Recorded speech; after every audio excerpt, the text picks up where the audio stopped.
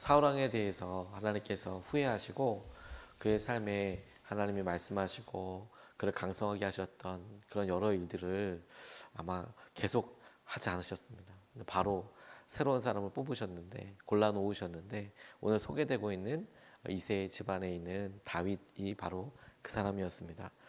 그러니까 이로써 이스라엘에는 두 명의 왕이 있는 셈이 된 것입니다. 이스라엘 사람들이 왕으로 이제 모시고 섬기는 그런 사울 왕과 하나님께서 다음 세대 왕으로 세우신 다윗이 같이 살아가고 있는 그런 형국이 되는 것이지요.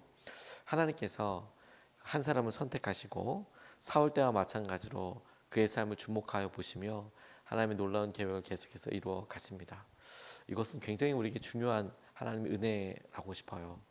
특별히 하나님께서 왕이 되겠다고 설치는 사람들을 뽑으신 것이 아니라 하나님의 계획과 하나님께서 주목하셔서 그들의 마음에 하나님의 계획과 은혜를 부어주셨던 점을 우리가 주목하여 보면서 하나님 우리를 어떻게 보고 계시는지 우리가 의지하고 함께 기도할 수 있으면 좋겠습니다.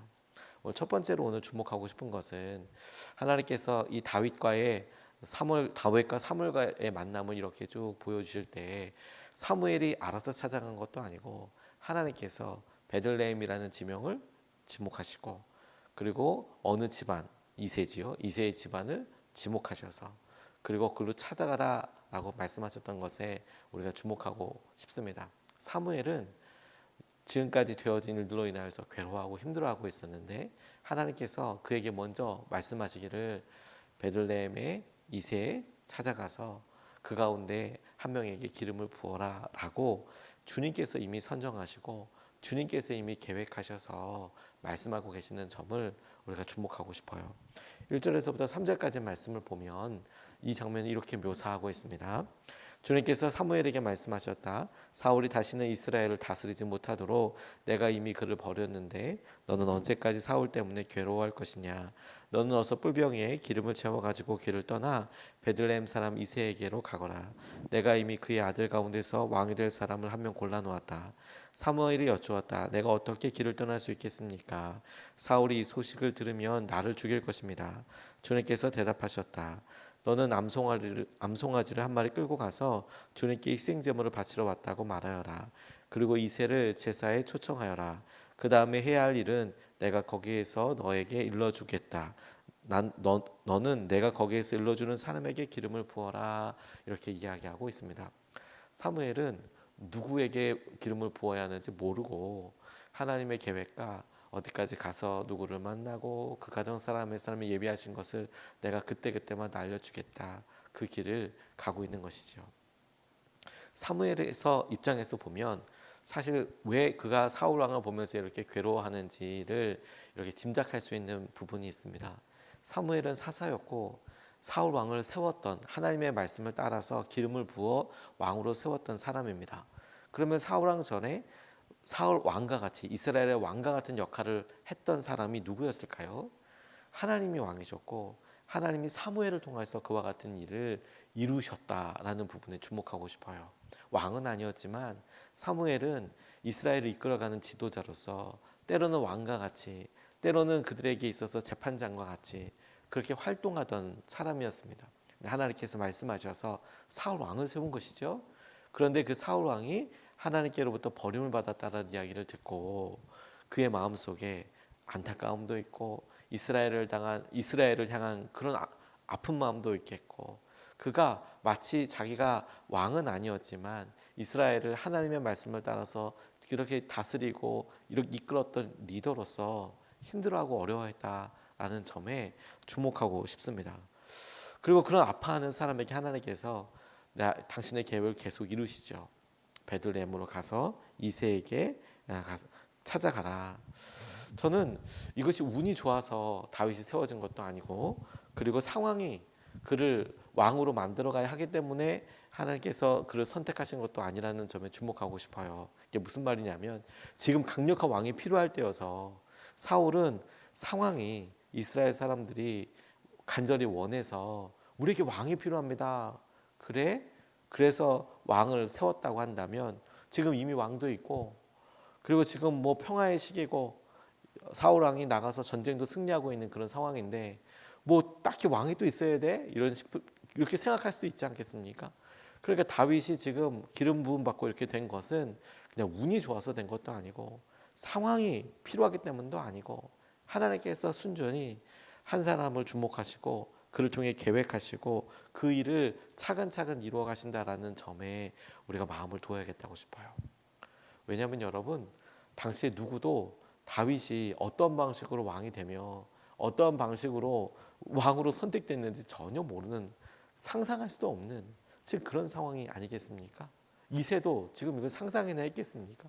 자기를 찾아온 사무엘에 대해서 자기 가정에서 무슨 일이 있을지 만나보고 예배를 드리자라는 말에 같이 참여하고, 그런데 그 대접부터 조금 달라지는 거죠.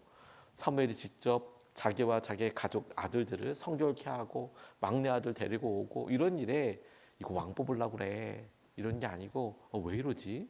왜 이런 일이 있지? 이거 운이 좋은 건가?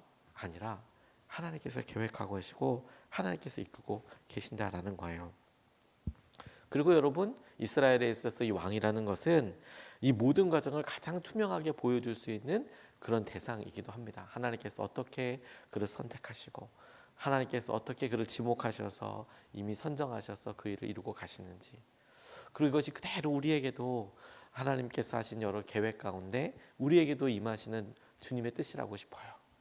여러분, 우리는 마치 그냥 초야에 묻혀있는 다윗처럼 누구도 나를 기억해 주는 것 같지 않고, 그리고 누구도 내 삶에 있어서 뭐 어떻게 내가 뭐가 될지 어떻게 될지 모른다 그렇게 싶을 때라도 우리를 향한 하나님의 계획이 있으시다라는 점이 우리가 오늘 붙잡고 기도하고 싶은 그런 내용이라고 싶습니다.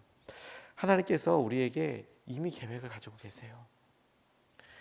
우리를 이미 가지고 계시고 우리를 통해서 하나님께서 하실 것들을 이렇게 보고 계시는 것이죠. 우연이 아닐 겁니다. 우연이 아닐 겁니다. 그 계획을 바라보고 하나님께서 하시는 것을 우리가 이렇게 생각하고 기도하는 것이죠. 그래서 우리가 잊혀진 것도 아니고 여러분, 하나님의 자녀로서 살아갈 수 있는 거예요. 하나님 미리 결정하시고 미리 우리를 향한 계획을 가지고 계셨다. 우리에게도 하나님 당신의 계획을 가지고 계시고 당신의 일을 차근차근 이루어 가신다. 우연이 아니라 그 주님의 은혜의 손길에 선하신 능력에 우리가 의지해야겠다고 싶습니다. 그러면서 자연스럽게 주님께서 하신 일을 이렇게 보니까 주님께서 계획을 미리 가지고 계시고 주님께서 선택하셨는데 하나님께서 당신의 사람을 자기 앞에 올 때까지 찾아내신다는 점에 주목하고 싶어요. 찾아내신다. 마침내 찾아내셨다. 앞에 훌륭한 사람들이 있어서 너만 하면 되겠다. 그래, 운이 좋고 상황이 그래서 네가 하면 되겠네. 이런 상황이 아니라 너여야만 돼. 너다, 너야. 이렇게 이야기하고 계시는 거예요. 10절에서 13절까지 말씀에 어떻게 다윗이 사무엘 앞에까지 오게 됐는지에 대한 상황을 이렇게 설명하고 있습니다. 이런 식으로 이새가 자기 아들 7을 모두 사무엘 앞으로 지나가게 하였으나 사무엘은 이새에게 주님께서는 이 아들들 가운데 어느 하나도 뽑지 않으셨소 하고 말하였다. 사무엘이 이새에게 아들들이 다 온 겁니까? 하고 물으니 이새가 대답하였다. 막내가 남아있기는 합니다만 지금 양떼를 치러 나가고 없습니다. 사무엘이 이새에게 말하였다. 어서 사람을 보내어 데려오시오. 그가 이곳에 오기 전에는 제물을 바치지 않겠소.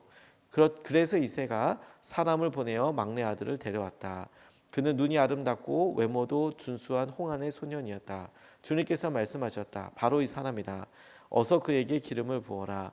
사무엘이 기름이 담긴 뿔병을 들고 그의 형들이 둘러선 가운데서 다윗에게 기름을 부었다. 그러자 주님의 영이 그날부터 계속 다윗을 감동시켰다. 사무엘은 거기에서 떠나 라마로 돌아갔다. 이렇게 이야기합니다.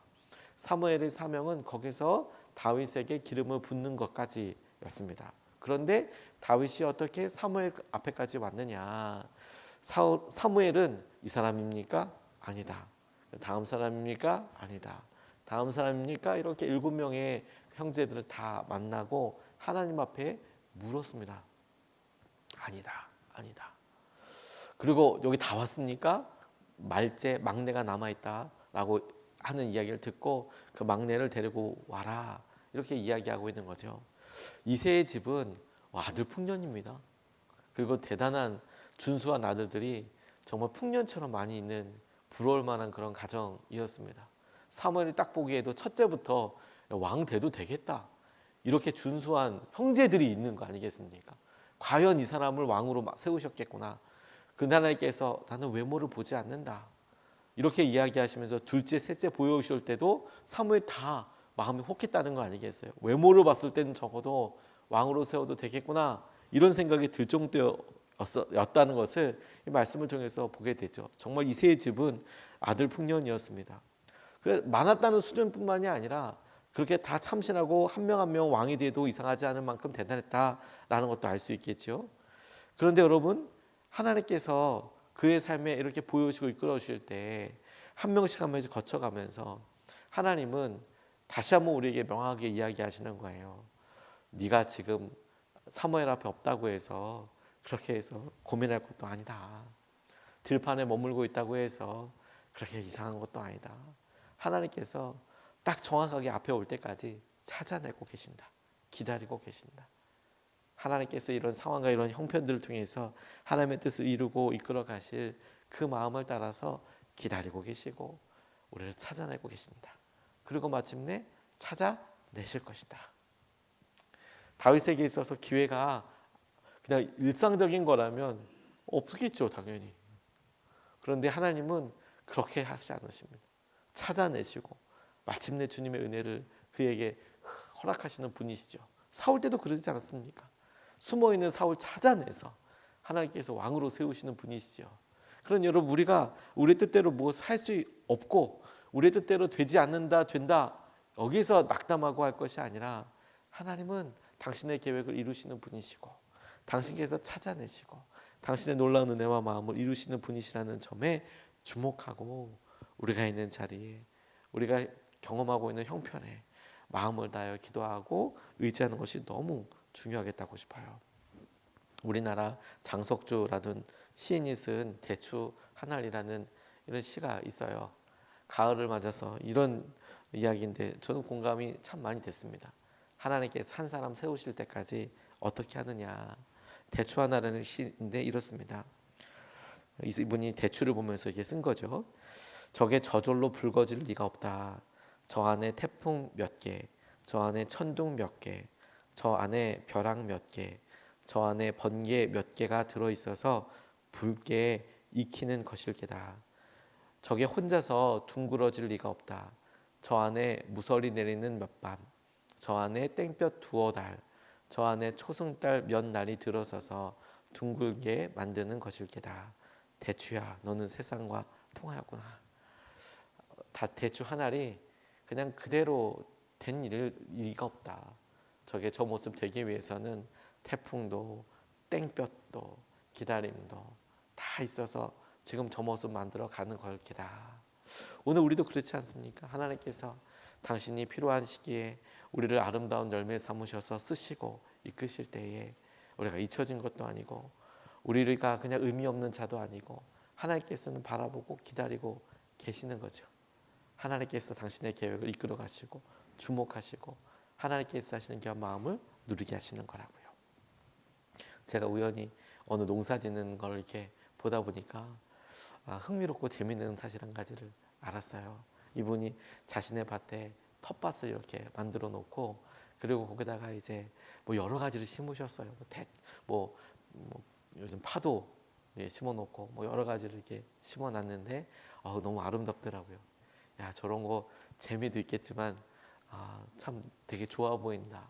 그런데 손님이 와서 이렇게 보는데 이 농부도 아니죠. 자기 큰 밭에 시골이니까 앞마당에 너른 앞마당인 거죠. 애플 수박을 이렇게 심어놨는데 수박이 몇 개 있는지를 다 아는 거예요. 수박이 몇 덩어리가 있는지를 다 아는 거예요. 이분이 뭐 큰 밭이어서 이런 게 아니라 이분이 이렇게 심어놓으니까 그래도 넝쿨이 꽤 긴데도 몇 개 열렸다, 어디 열렸다 이런 걸 다 알고 있더라고요. 제가 그 모습을 보고 되게 재밌어서 나한테도 다 알 것 같다. 그 열매가 맺어가고 그리고 추수할 때까지 기다릴 때 농부의 마음을 이렇게 보니까 저기도 한 덩어리, 저기도 한 덩어리, 저기도 한 덩어리 다만 때를 기다리고 있는 것이죠. 아주 행복감과 기대감을 가지고 하나님께서 이렇게 우리를 보시고 하나님은 놀라운 농부 아니십니까? 당신께서 우리에게 계획하신 그 열매가 이루어질 날을 이렇게 보시고 저게 이제 다 익어간다. 아, 저게 열매의 때가 다 됐다. 우리가 어렵고 고난이라고 생각하는 일들을 통해 우리가 이끌어져 가는 것을 통해 하나님께서 우리의 삶을 열매처럼 영화롭게 하실 때가 얼마 남지 않았다. 그러니 우리가 우리 힘으로 힘들어 어려워하는 수준이 아니라 하나님께서 우리에게 계획하신 그 일이 이루어지고 누려질 수 있도록 하나님 우리를 찾아내고야 마실 거야. 하나님 우리를 주목하고 계셔. 오늘 하루 우리가 직장에서나 가정에서나 우리 아이들에 대해서 축복하고 기도할 때 하나님 우리를 향한 계획을 가지고 계시고 하나님 우리를 찾아내고야 마실 거야. 하나님의 계획을 위해서. 그리고 우리 가운데 선하신 그 일이 이루어지도록 우리가 함께 기도하고 주님을 바라보면 좋겠습니다. 두 가지 말씀을 같이 나눴습니다. 첫 번째, 주님께서 이미 다 계획하고 계세요. 우리가 아무 일도 안 해도 된다는 게 아니라 우리는 그 계획을 모르기에 주님께서 주시는 말씀과 은혜 안에 머물고 순종하고 살아가는 것이지요. 다만 주님께서 다 계획하셨다라는 것은 우리가 우리의 어떤 연약함이나 어려움을 보고 포기할 필요도 없고 낙담할 이유도 없으며 하나님의 거룩하신 그 위대한 손을 바라보고 의지하는 것, 하나님 계획을 다 가지고 계세요. 주님께는 계획이 다 있으세요. 두 번째, 주님께서는 찾아내십니다. 우리의 상황을 중에 찾아내시고 주의 놀라운 은혜를 우리에게 덧입게 하여 주십니다. 이것을 붙잡고 우리가 두 번 나눠서 같이 기도하시겠습니다. 첫 번째, 주님의 선하신 계획을 우리가 신뢰합니다. 여러분, 우리가 우리의 계획대로 되지 않는다고 낙담하고 두려워하고 힘들어하지 말고 주님의 선하신 계획을 신뢰하고 주님께서 가지고 계신 일들이 최선임을 우리가 믿으며 우리 삶에서 주님의 뜻을 이루어 달라고. 주님, 우리가 뭘 해도 주님이 우리 삶을 이루시는 그게 최선입니다. 주님, 그게 우리 위해서 최고로 좋은 것입니다. 우리 삶에서 주님의 뜻을 이루어 주십시오. 우리의 계획이 아니라 주님의 뜻을 이루어 주시옵소서. 우리가 첫 번째로 같이 함께 기도하시겠습니다.